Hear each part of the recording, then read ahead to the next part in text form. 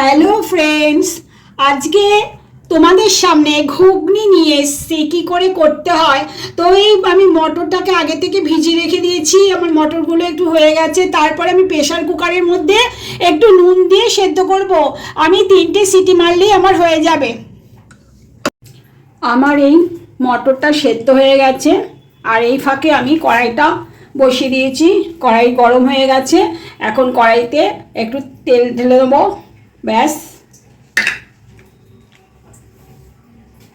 তেলটা গরম হোক।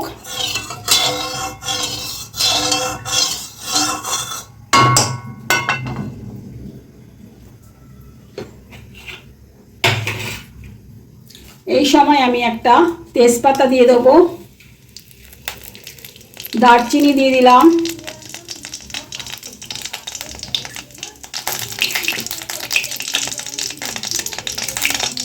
রসুন থেতো করে রেখে দিয়েছি সেগুলো দিয়ে দিলাম,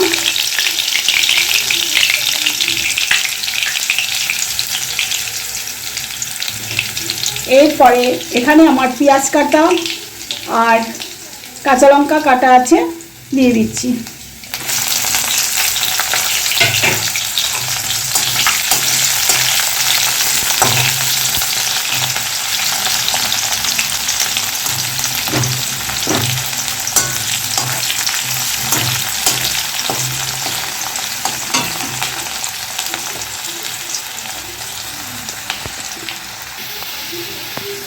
এখন আমি একটু পেঁয়াজ কুচি করে রেখে দিয়েছি আরেক জায়গায়, আর একটু টমেটো দিয়ে দিয়েছি, এটাও ঢেলে দিলাম।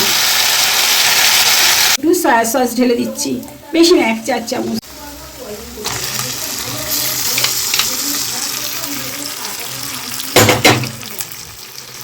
আমার এখন ঘুগনি করা কমপ্লিট। তার আগে আমি ওই ঘরে যে জিরা আর ধনে ওইটা শুকনো কড়াইতে যে ভেজে যে গুঁড়ো করে রাখে সেই মশলাটা আমি লাস্টে ফিনিশিং দিয়ে দিলাম।